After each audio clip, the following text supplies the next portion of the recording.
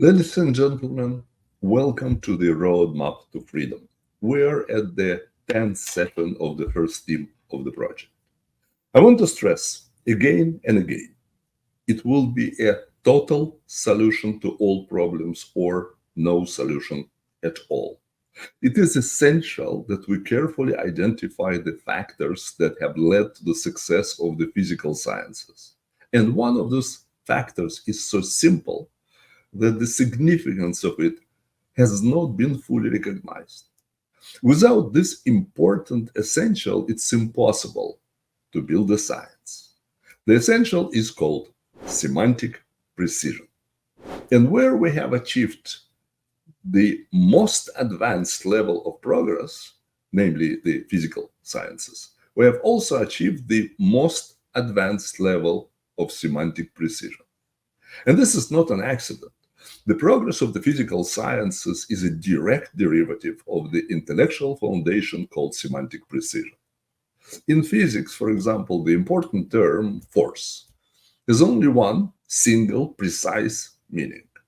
And since there is only one definition of force in physics, it will be clear to anyone who studies physics what the term force precisely means. We possess a common language. The foundation of this common language is called semantic precision. Otherwise, it is like Babylon, where God made everyone speak different languages and the tower was not completed. Why? The builders were unable to understand each other. The term freedom is used by many and often, but is there a precise meaning to the term freedom? We will find almost everyone is openly an advocate of freedom. There are few who will admit of being advocates of slavery, of course, but most people are for freedom. This includes Albanians, Englishmen, Germans, Protestants, Catholics, Jews, socialists, communists, fascists. Any of these people would say, I am for freedom. I am against slavery. There are people marching for freedom, demonstrating for freedom, rioting for freedom, burning down banks for freedom, blowing up schools for freedom, throwing bombs into crowded theaters for more freedom.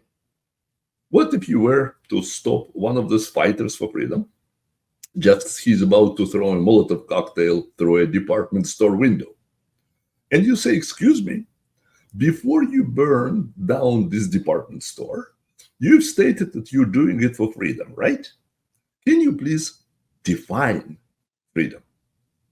And what is your estimate of the number of department stores that will have to be burned down before we can have freedom?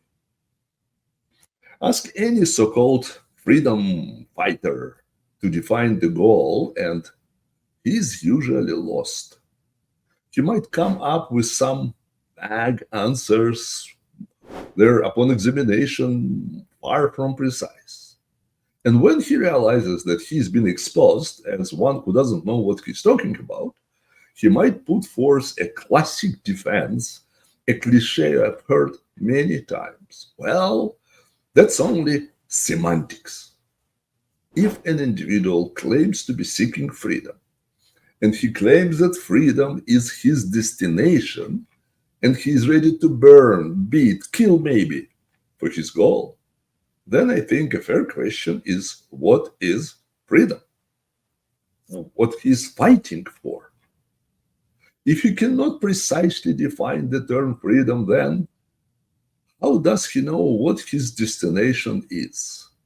The obvious answer, he doesn't. Let's see if we can put some precision into the concept of freedom and slavery. First of all, what actions must be taken in order to enslave a volitional being? What do slaves have in common? They lost something, right? But what? They lost freedom. Okay, but what does it mean? It means that they lost control over the derivatives of their lives. Now let's consider three familiar slave types of slavery. One, the Egyptian slave, like about 4,000 years ago, building the pyramid for Pharaoh. Two, the Roman slave of 2,000 years building an amphitheater called the Colosseum for the emperor. And three, the African slave in America 200 years ago building the plantation for the plantation owner. I will identify the two principal derivatives of life over which the slave has lost control. All forms of slavery have one single origin. The slave have lost control of the tangible and intangible derivatives of his life.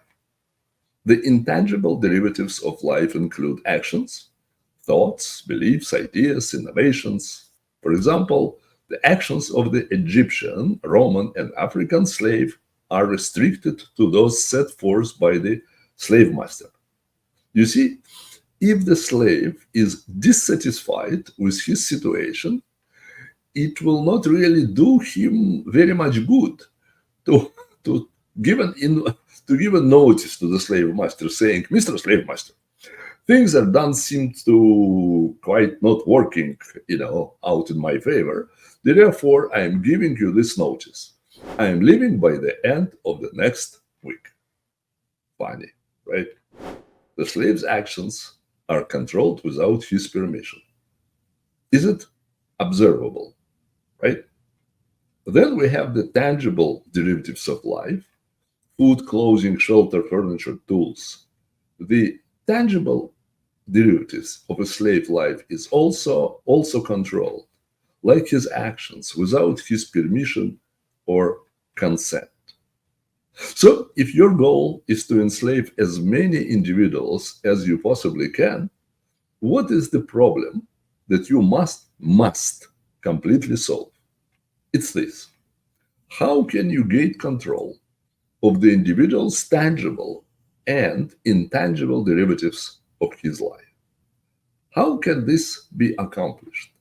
And since most individuals do not like to part with the derivatives of their life for nothing, in the end you will have to seize control, or, in other words, just take away those various derivatives of life without the permission of the owner. On the other hand, please note carefully, if the slave can ever solve the problem of how to retain permanent and total control over his life, he is no longer a slave.